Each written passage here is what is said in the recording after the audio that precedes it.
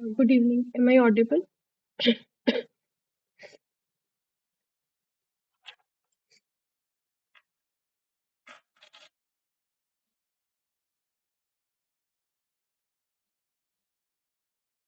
I will start in a couple of minutes once everyone joins.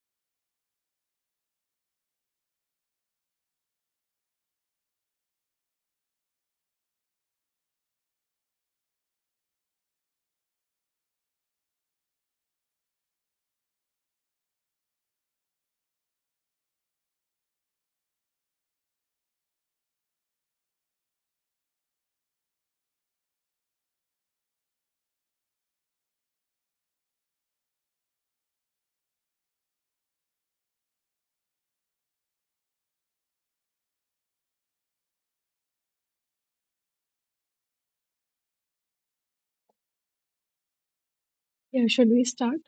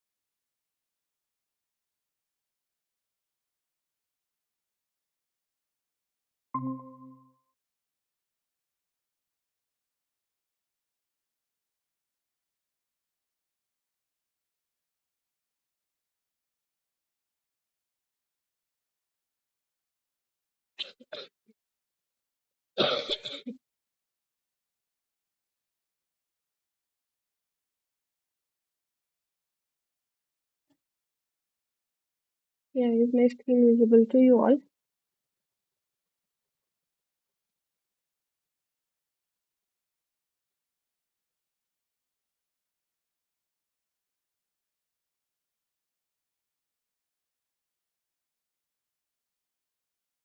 Yes. Can somebody respond? Yes, ma'am. Okay, thanks. So, good evening, one and all. Good This is evening, ma'am. this is the fifth live session for physico-chemical processes for wastewater treatment, and Yeah, so far we have been discussing on uh, various, like we have started off with various methods for treatment of wastewater, and we have been looking into coagulants, flocculants, and like the processes known as coagulation and flocculation, uh, which is used as the primary process for the uh, water treatment. So, can somebody give me a brief of what it is? Because like last class we could not discuss much. So, can anyone give me the brief, and then we can move forward with the next uh, material?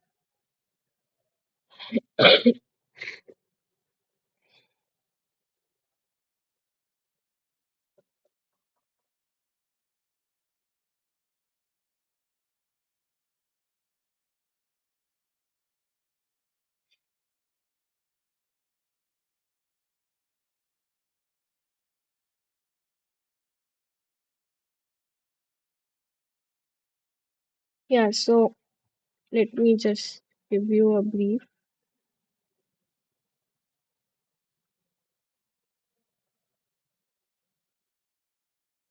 So we were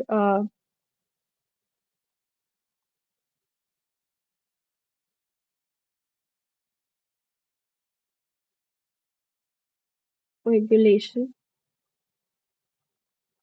right? So what is coagulation and what are coagulants? As you would know that there can be colloidal particles which can naturally stay in a suspended form, right? So naturally, like its size is such that it can have Brownian motion. It will not settle basically, right? So it will stay in suspended form and it will not settle. Now, why is it so? Because the particles have their intrinsic, let's say, charge. So this is the charge, let's say. So all the particles will have similar charge, right? So this charge, it causes, so there could be multiple charges existing between two particles. One is electrostatic, like not electrostatic, electric charge based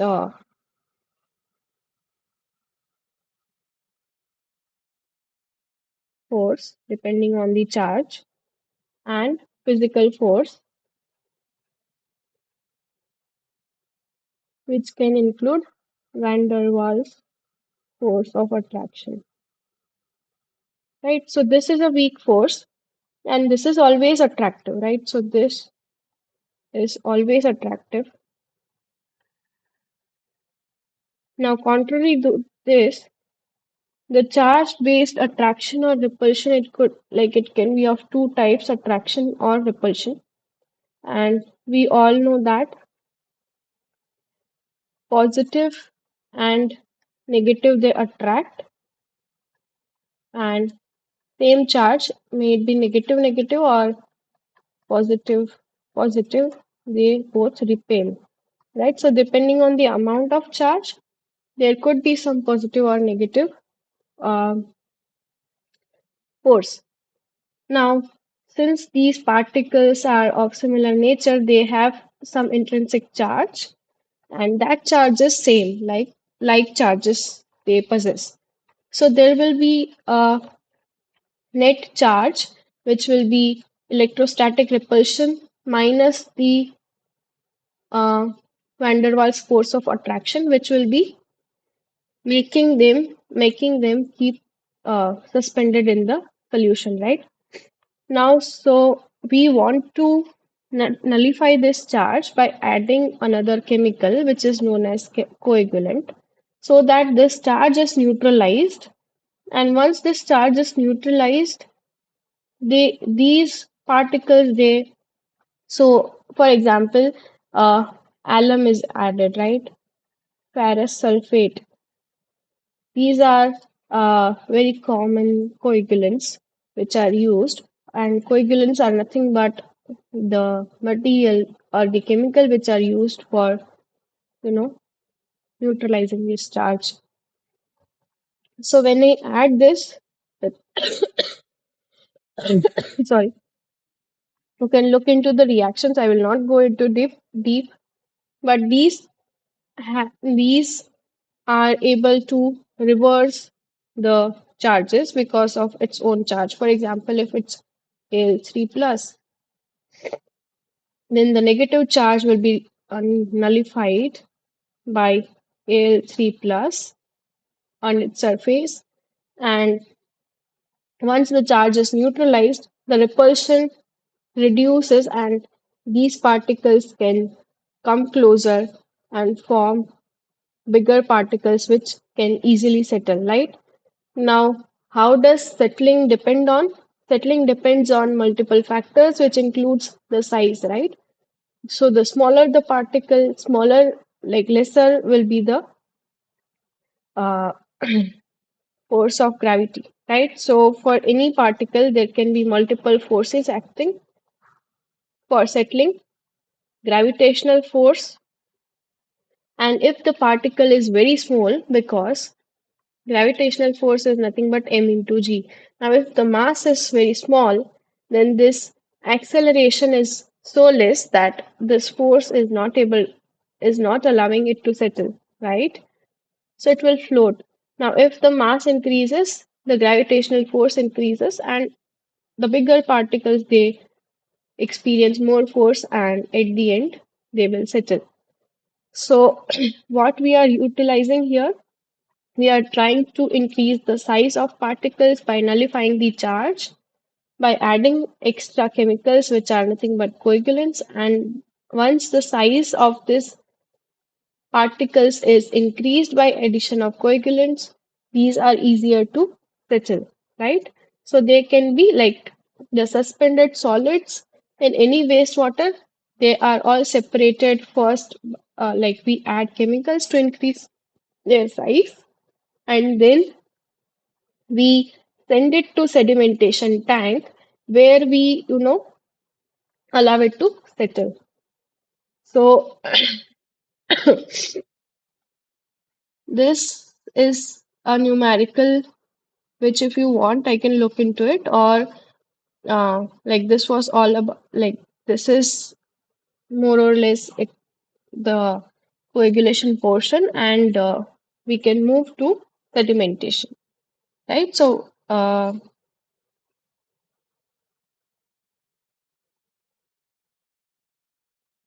should I move to sedimentation?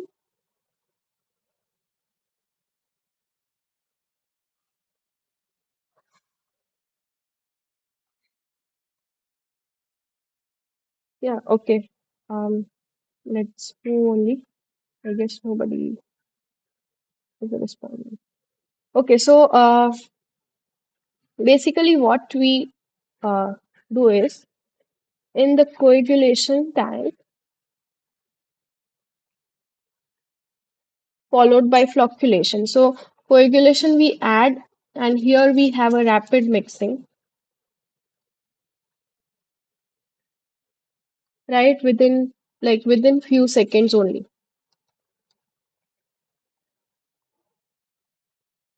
of retention time, right?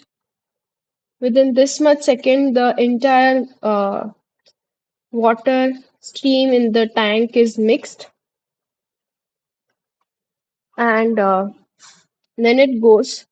So we are in coagulation tank, we are just providing mixing, then it goes to flocculation tank, right? So flocculation is nothing but formation of bigger floc. flocks, and this is nothing but formation of bigger particles. So here we provide gentle mixing with slight higher residence time, with more residence time, you know, so that the flocks are formed, like more and more flocks are formed. Now, once more and more flocks are formed, and again, you are providing here gentle mixing, and the reason behind this is if you provide more agitation, the chances are there that the particles can break, right? If the bigger particles are forming, they can break under agitation. So that we do not want. But again, we want mixing so that the particles can come closer. So gentle mixing is the key term in flocculation. Then once the flocks are formed, we send it for settling, right? And that settling tank is known as sedimentation tank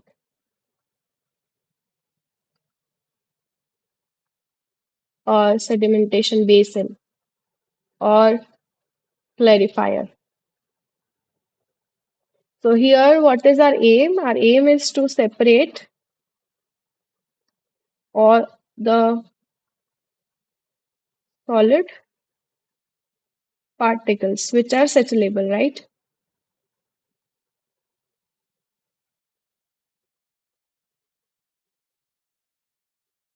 Settlable solid particles we will be separating. So here what we are doing, uh, once we have converted the non-settlable particles into or the colloidal particles into settlable particles by adding coagulants, and here we are using sedimentation to settle down all the coagulated particles. Uh,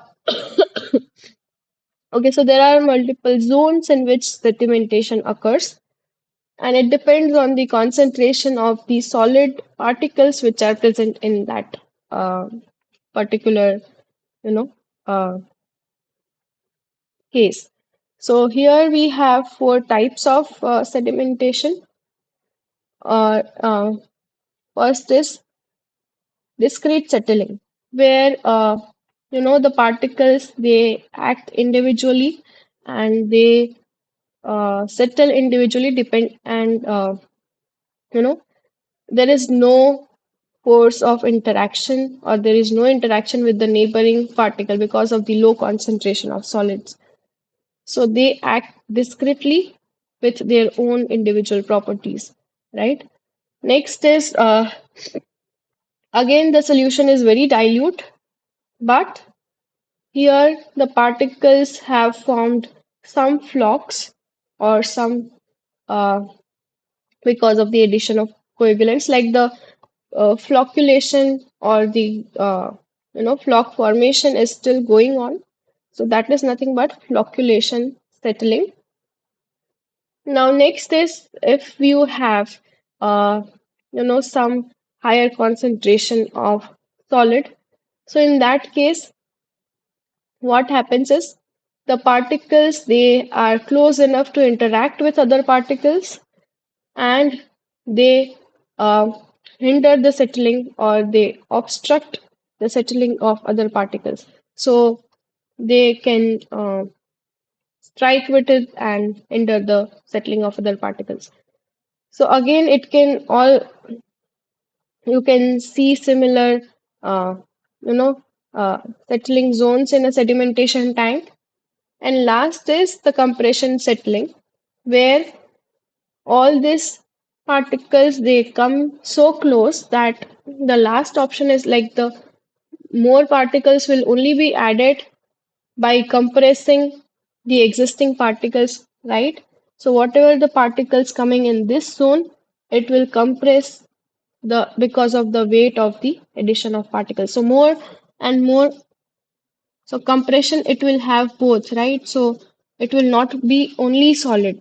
It will have uh, solid and water, right? So even this sediment after sedimentation, if even if you separate the solid, it has very high amount of water content, right? Even in this sludge, this is known as sludge, right? So this sludge again has very high water content, and even if, like, if I'm not wrong, it's more than, like, quite more than 50% of water content in this zone again, where you have more solid amounts. So, so what happens if more and more particles come in this zone? They will compress and they will push water upwards, and it will be the space will be taken up by solids, right? So more and more weight of solid, they press the existing or the compress the existing solid particles which have settled.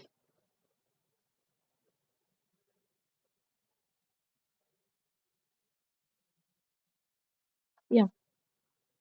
So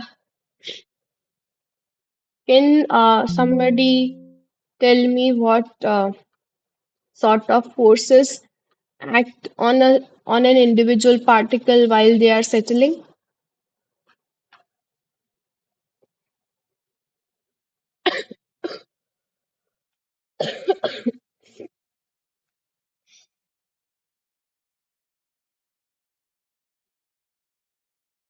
Yes, anyone? Should I speak out somebody's name, or you should be willingly telling me the answers?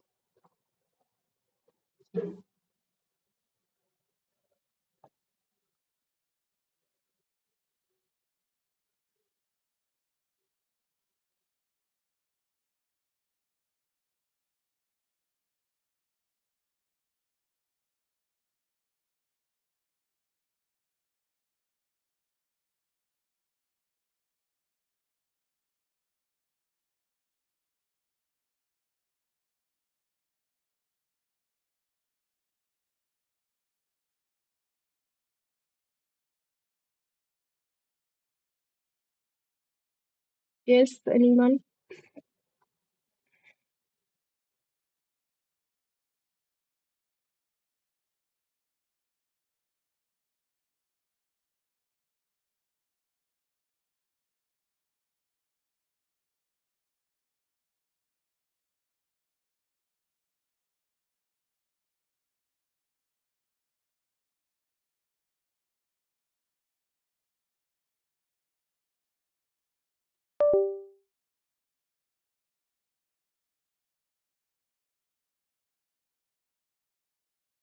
Okay, let's discuss.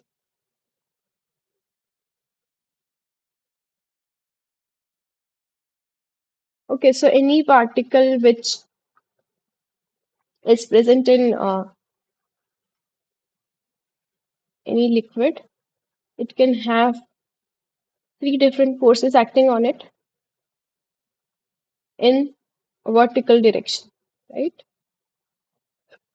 First is gravitational force in downward direction, right? So it is applicable to all bodies for downward direction.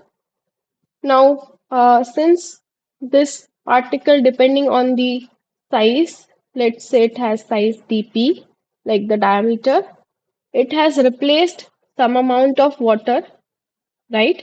So the volume of water which is replaced by this particle will be equivalent to the volume of this particle, right? So that much amount of buoyancy force, like the amount of water replaced, will exert because its equilibrium is disturbed by the particle. So that much amount of, like, the uh, buoyancy force will be acting in the opposite direction, FB, which is uh, the buoyancy force, right? So it acts in the direction opposite to the gravitational force. And next is drag force, again opposite to gravitational force, right? So if we put up the balance over the forces existing on particles, so it is gravitational minus buoyancy force minus the drag force, and that will be nothing but the net force acting. And net force acting we can write as mass into acceleration. This mass is nothing but the mass of particle mass m, and acceleration you can write as du by dt, which is change in velocity per unit time. So that is nothing but the acceleration. So this is what we have written, this formula. And if you look into the formula of the drag force and the buoyancy force, so this is the drag coefficient CD, like the drag, it is the proportionality constant, and here it depends on the uh, area of particle and the fluid density, right? And again, the buoyancy force is also dependent on the fluid density, right? And again, the particle density as well, because this determines the volume of particle, right? So that is how density, like rho p, comes into picture. Uh, yeah, these are general terminologies where AP is the area of particle, pi dp square by 4, and m is the mass, which is derived from the volume, and density, which can be written as V into rho, and V is 4 third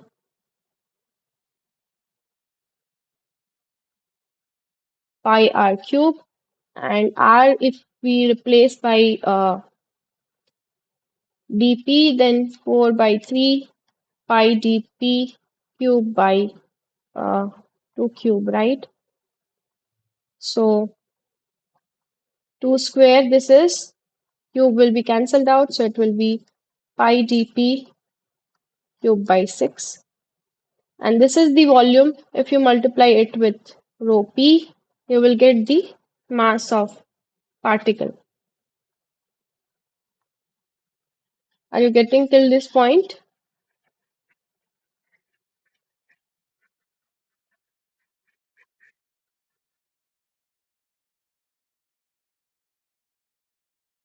Okay, so when you put up all these values of AP, M, and you know, uh, like FD value and FB value in this net force equation, you will end up with velocity which will be acting in the downward direction. So this velocity is nothing but the velocity which is acting in downward direction, right? And that is nothing but uh, now if you have at a point, if you have const Fg equals to Fb plus Fd, like the force is balanced, right? At some point, the force will be balanced. So that is nothing but the point at which you derive the velocity u, that is nothing but terminal settling velocity.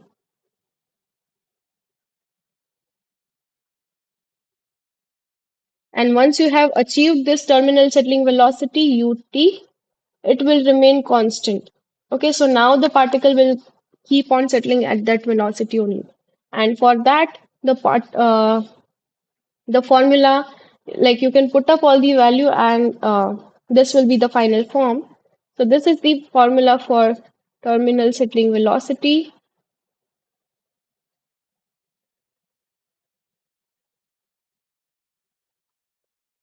right? And here this constant, you see, it depends on the uh, flow pattern or the Reynolds number. So what do you mean by Reynolds number, and how the flow conditions they change the value of CD that we need to use? Can somebody tell me this?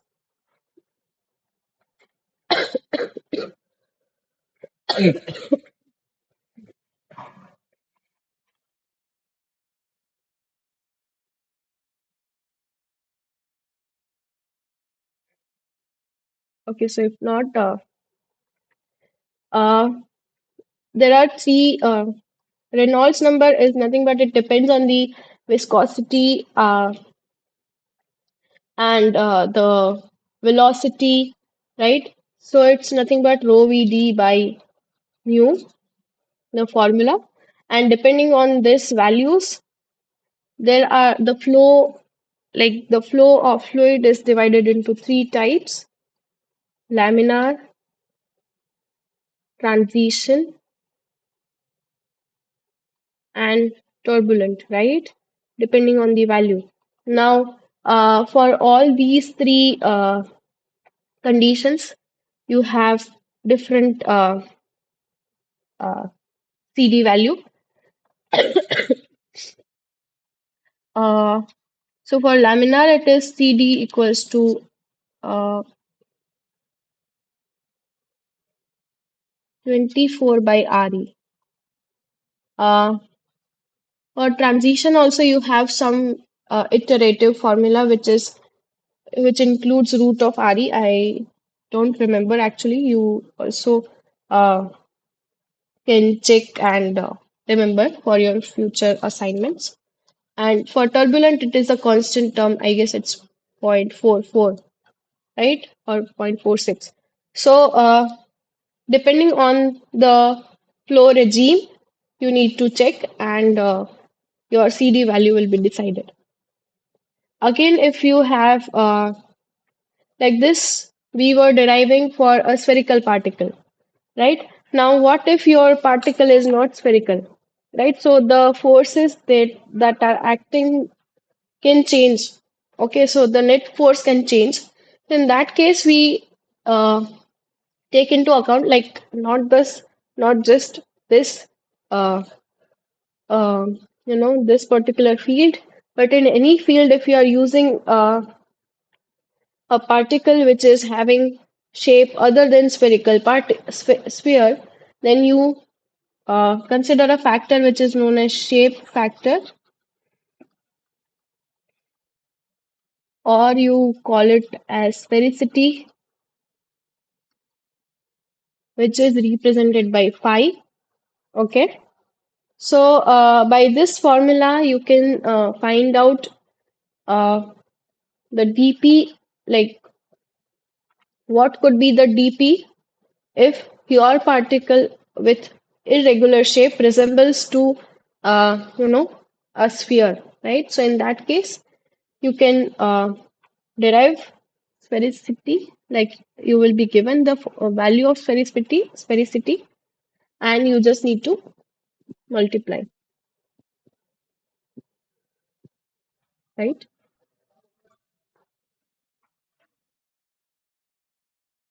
Yeah. So let's move forward. So this we were talking about how the settling happens and what forces occur uh, while the settling takes place. So in reality, if we look, then we have different, you know, uh, uh, settling chambers or settling basins or sedimentation tank, or you can say clarifier also. So these are nothing but different types of clarifiers which can be used in an industry, and horizontal or upflow clarifier, they are one of the most common ones. So there are different you know uh, chambers or different zones. First is the inlet zone, from which the inlet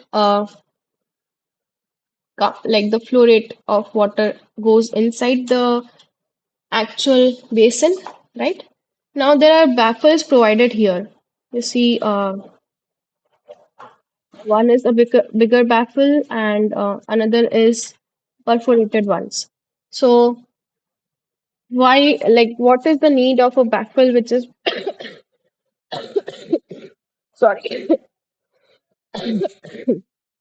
baffle provided in any application, not just this application.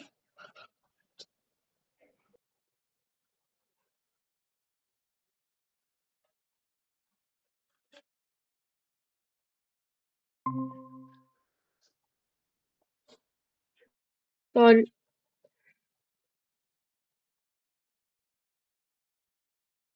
sorry, I just exited the meeting due to some technical problem.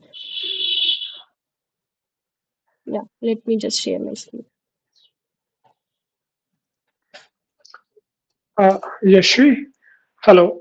Yes, Actually, I have joined this course recently, so I was just thinking whether if I can get the notes for your previous classes.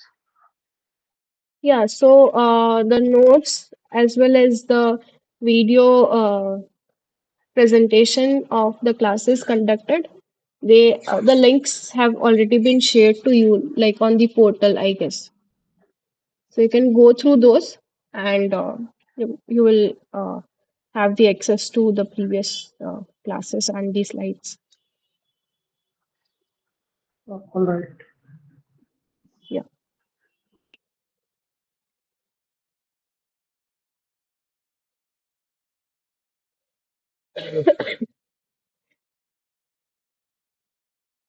So yeah, I was asking, what is the reason of providing a baffle in any application?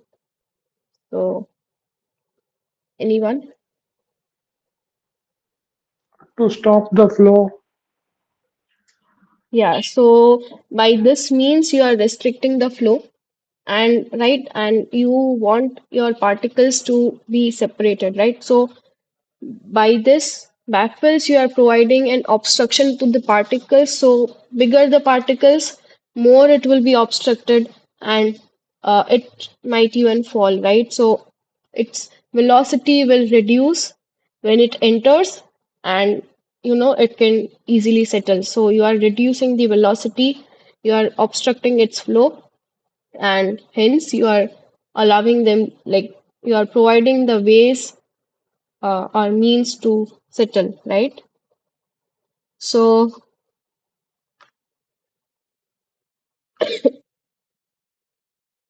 yeah, so by providing baffles, you obstruct the flow, and once it enters, like there will be obviously a gentle stirring provided. The particles here they settle. So this is a clarification zone, and from this there will be an overflow, uh, which will be clear water, right? So the particles are provided enough time so that they settle, and at the end clear water is obtained. So what happens here is, uh, bigger particles might settle earlier, and more it travels, smaller particles will be uh, obtained, right? So smaller particles they require more time to settle. So the clarification tank will be designed such that the residence time provided to any particle inside the tank is uh, like it meets the residence time, so that all the particles that are targeted to be removed, they will be at the end removed, right? So yeah, another type of flow pattern could be uh, upflow clarifier, where there could be some obstruction provided in this, like this is the uh, design of it.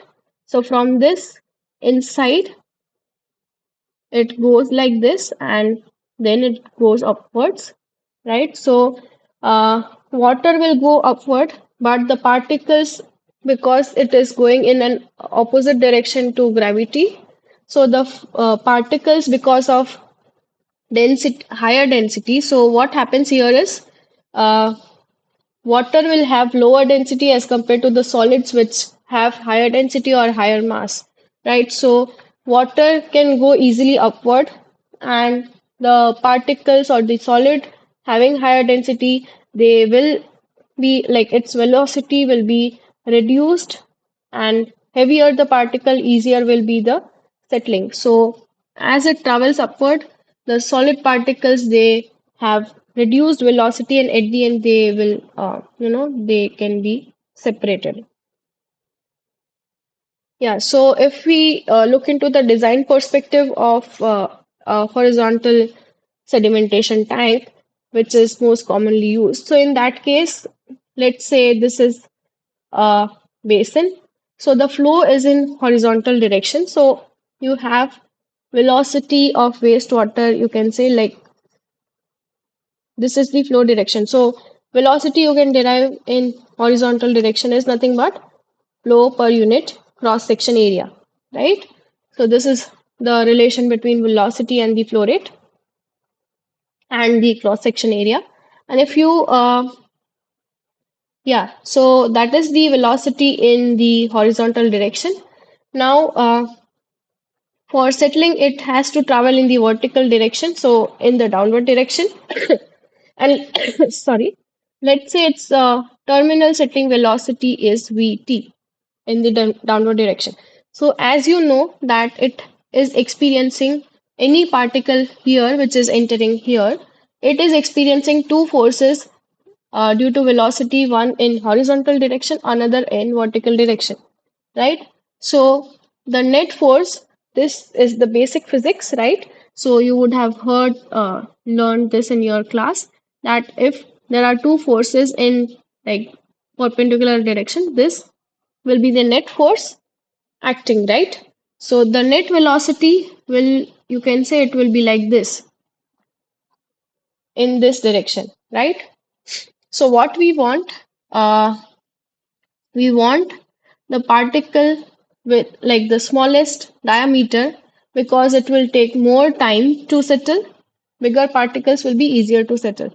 So in this much time when it exits, before the water exits, the smallest particle should end up in the like here, right? So uh, let's you know uh,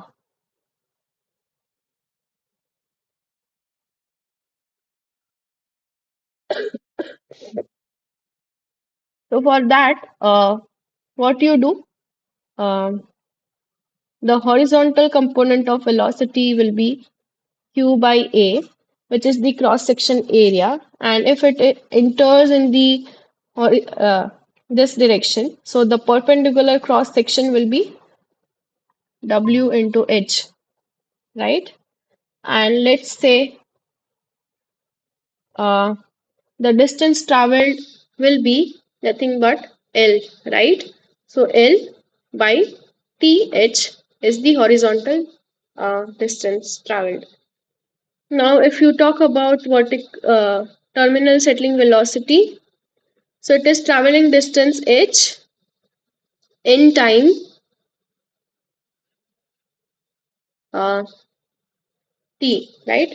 So here we can say that the time required to settle will be same, right? So we can equate this to t equals to h by ut, and t equals to like L by QWH, so that you can find out the time required for settling, and depending on that time you can actually design your uh, basin. So uh, all the particles, now you have designed your basin such that uh, ut is the settling velocity for a particular diameter particle dp is considered, right? So whatever the particles bigger than dp, particle size greater than dp, because it will have larger ut, more terminal settling velocity, so higher velocity in downward direction will cause faster settling, right? So more particle size greater than dp will easier 100% settling will happen, and the particles having smaller diameter as compared to dp, they can have partial settling, right? So the fraction of settling that can happen for a particular diameter you can find out with this formula, which is nothing but fraction of particles settled, right? So this formula you can use. And another terminology which is important for this case is nothing but scour velocity, where this velocity determines uh, the velocity at which the resuspension of particles is not observed, right? So this is the free critical uh, parameter, because uh, if we deviate from this velocity, the particles might resuspend instead of settling. Yeah. So this is a numerical uh, based on this. Uh, so should I discuss this numerical or move forward?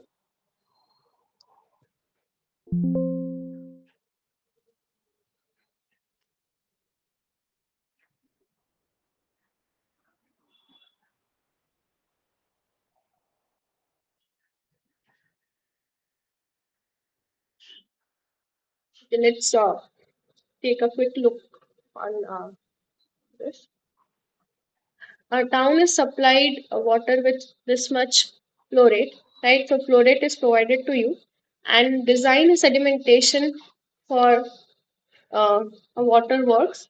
The period of sedimentation is 4 hours with a flow velocity of 14 centimeter per minute, and the water depth in the tank is 5 meters, right? So this is the depth, which is 5 meters, and the flow velocity is given to you as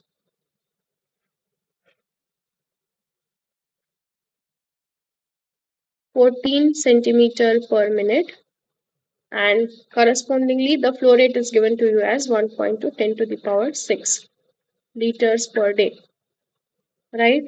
So yeah, so you need to design a sedimentation for this. uh, like basically you need to find out the dimensions of this sedimentation tank, right?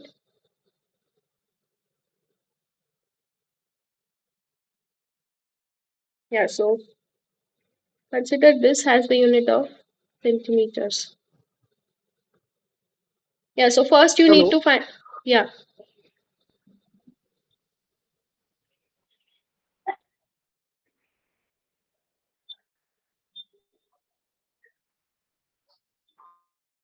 okay, so first you need to find out the cross section area, right? So one of the dimensions is given to you already, which is the depth, uh, right? So which is 5 meters, and you need to find out this, uh, the width and the length of the tank, right?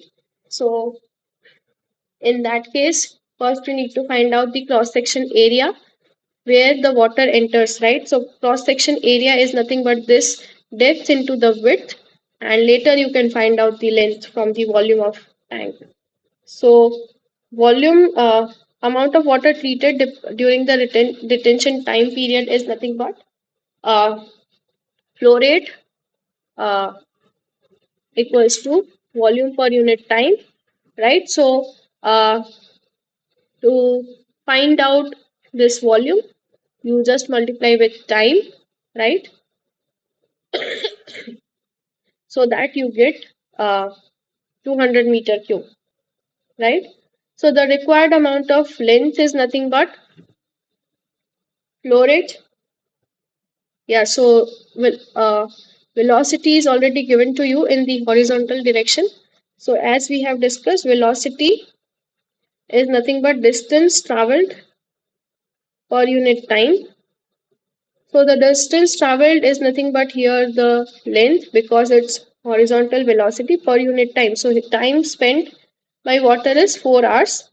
So length is nothing but velocity into time, right? So that's what you are doing here. Try maintaining the unit, right? So here the detention time is in hours and the flow velocity is in centimeter per minute. So the length unit, let's keep it aside.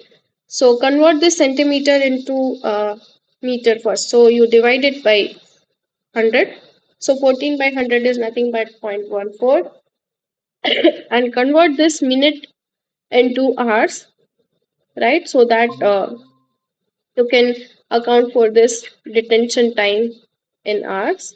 So 1 minute is 1 by 60 hours, right? So you, if you multiply 1 by 60 in the denominator, it will go upwards, right? So uh, it's done.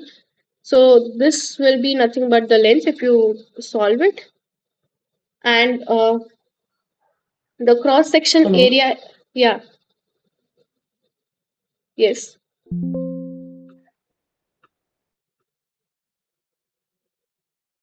yes,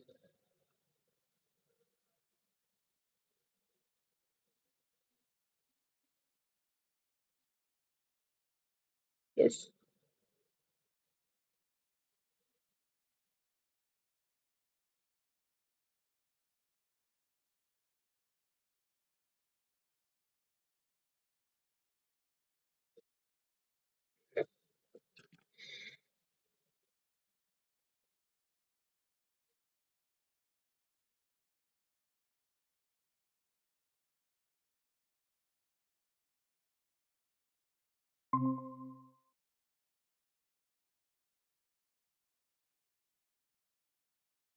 Sorry, I exited somehow.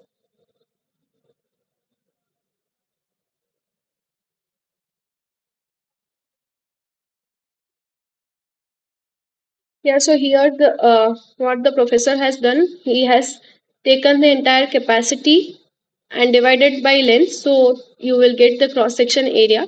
Another way to do this is you divide the flow rate directly by the velocity so that you will get the cross section area, right? So once you know the length, you have already known, and the cross section area is nothing but depth, you already know 5 into this width, right? So you will get the dimension of this, right?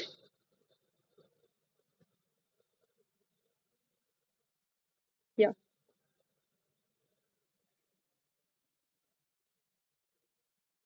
Yeah, again, here the depth was 5 meter, but sludge is having 75 centimeter depth.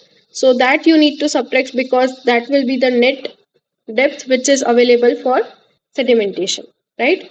Because otherwise, uh, you need to know what is the uh, available space for settling, right? Yeah, next is the zones we were discussing, right? So flocculent settling zone, as I mentioned, it is nothing but the particles, they are still flocculating during the sedimentation. And another type of sedimentation settling that you observe is the hindered or the compressing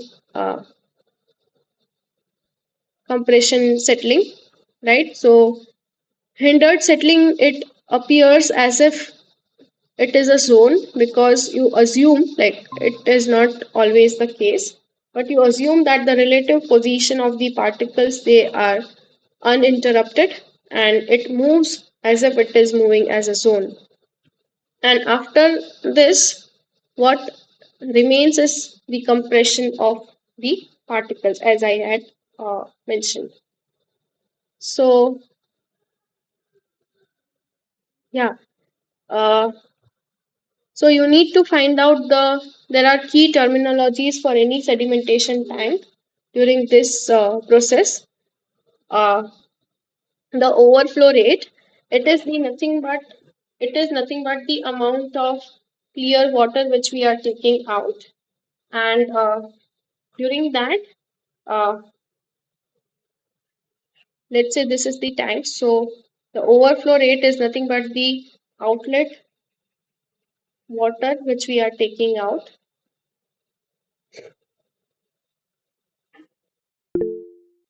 So this can have overflow velocity and overflow rate.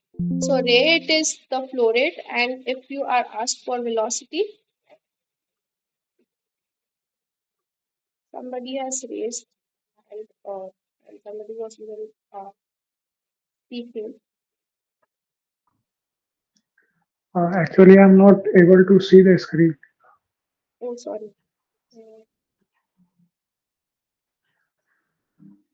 Uh, yeah, just let me know for the interruptions because I just got out of the meeting two times. Okay.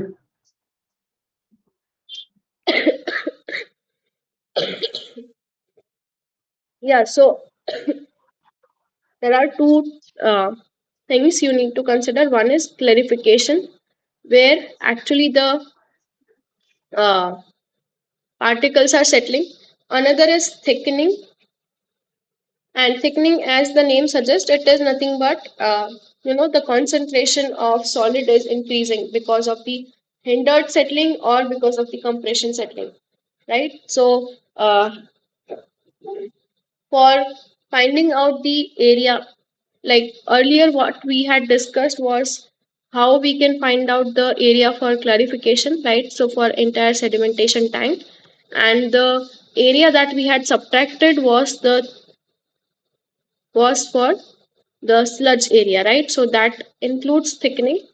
And if you want to find the area required for thickening, you this is the formula, right? So there are multiple steps involved in it, right? So can you tell me what are these steps?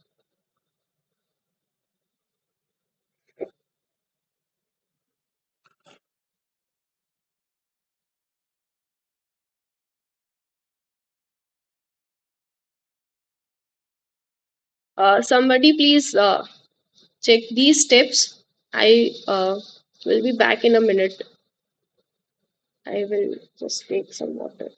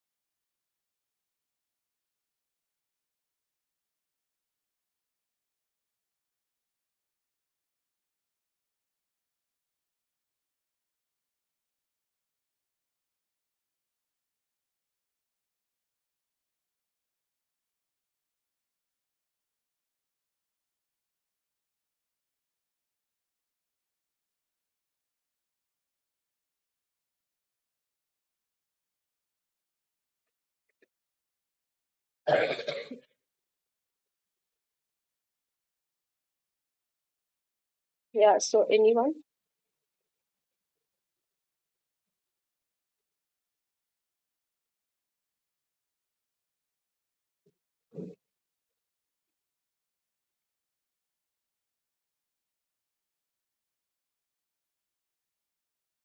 Yeah, sure. Yeah.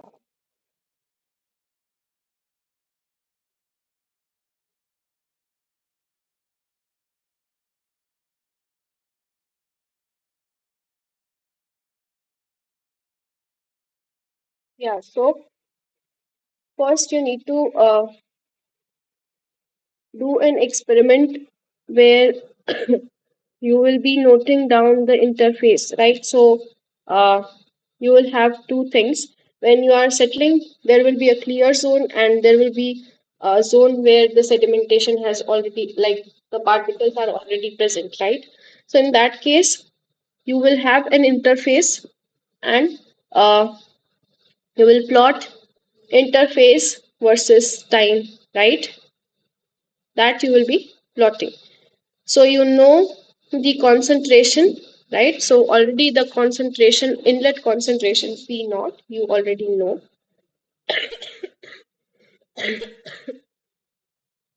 And you will be knowing the concentration or the critical concentration during thickening that you are targeting, or that is the maximum possible, right? Um, so there are multiple reasons on it, but you will be deciding a concentration that uh, is known as Cu. So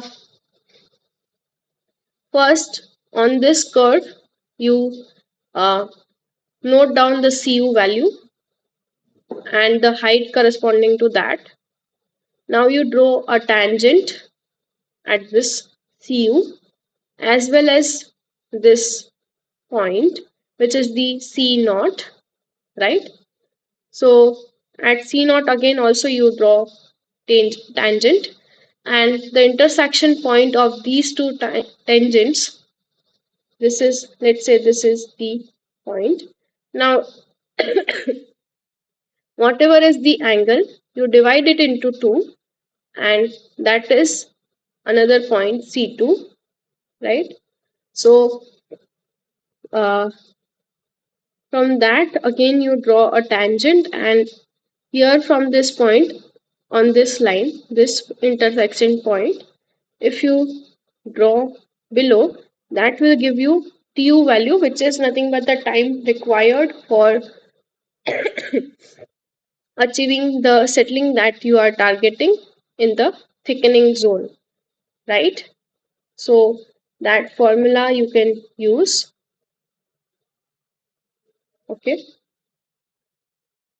to find out the time required for uh, that much thickening, and that time you can use here to find out the area required for the thickening that you are targeting, right?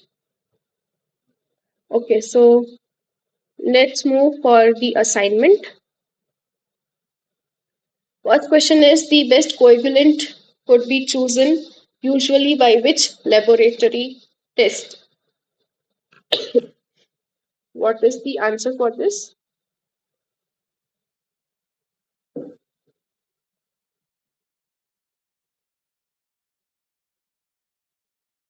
Yeah, so the answer for this is jar test. So jar test, you are, as like the experiment that we had discussed, you uh, do perform the settling experiment where you are allowing at different time you are monitoring the settling. You have different outlets, right? And from that you are measuring the concentration of the particles inside that zone, right? So you have a vertical which has long height, and you have different outlets, and from all these outlets you take out samples at different time periods, and you monitor the concentration of the particles here. So this will give you the rate of sedimentation or settling in that particular experiment.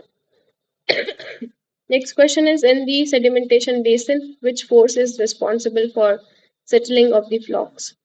So this we have already seen that it's a gravitational force, right? So we have discussed that on a flock there could be gravitational,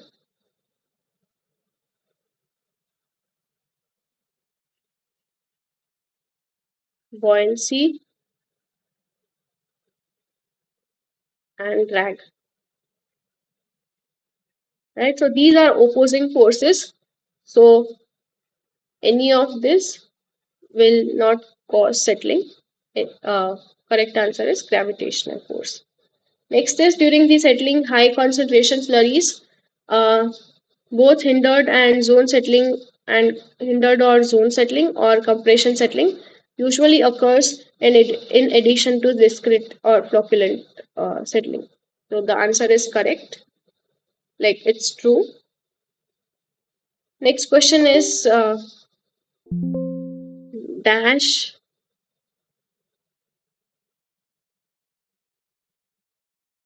Yeah, in dash, the particles remain in a fixed position with respect to each other and the particles settle as whole. Right? So they are settling as a zone, that means, and it is happening in hindered settling, right? So stop me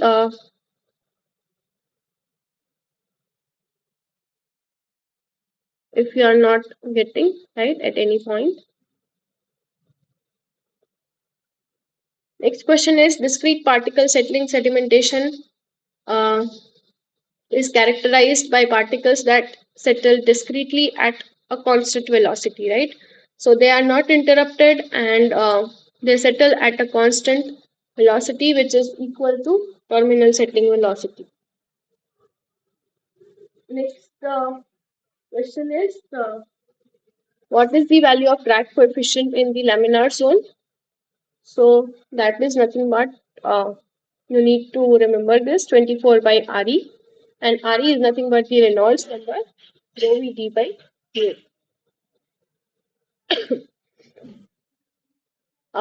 Which among the following is the correct expression for drag force for the particle settling discretely? So the correct answer is D, right? So drag force is proportional to u square. You should remember this. Maximum horizontal velocity that through the tank, which does not allow resuspension of settled particles, is known as scour velocity, right? Which is the what is the unit of hydraulic surface loading or surface loading? So it's meter cube per day per meter square. It's basically a sort of velocity. Hydraulic loading is nothing but the hydraulic rate and its flow rate per unit area, which is meter cube per day per unit area, right? And the last question is, in rectangular horizontal flow sedimentation tank, to achieve complete removal of particles, which is the required condition. So the condition was the velocity,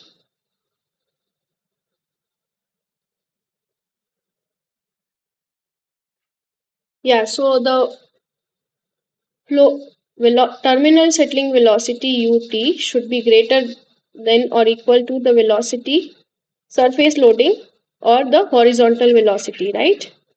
So this should be the condition.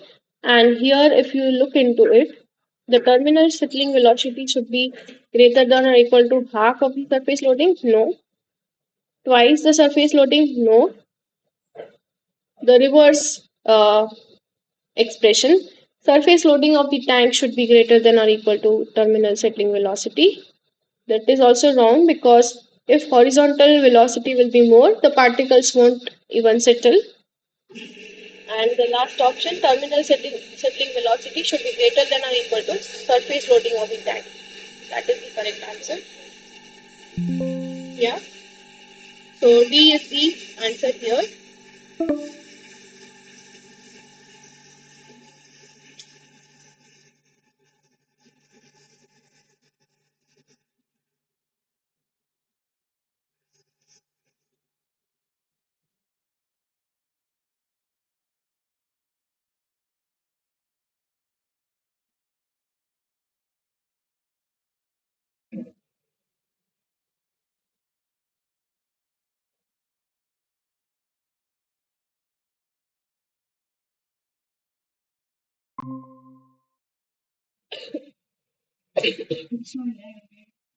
Or three people.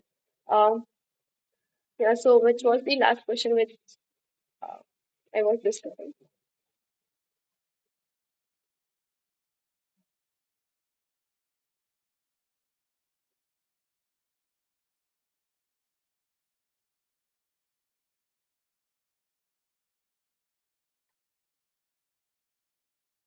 Okay. So I guess I have discussed all of the questions for today's class. If you have any doubt, you can come forward. Otherwise, I can be here. You can look around for some doubts if you have any. And I will wait for 15-20 minutes more and you can come up with your doubts or we will end the meeting, right? Yeah, so please have a look of what we have discussed and do let me know if you have any more doubts.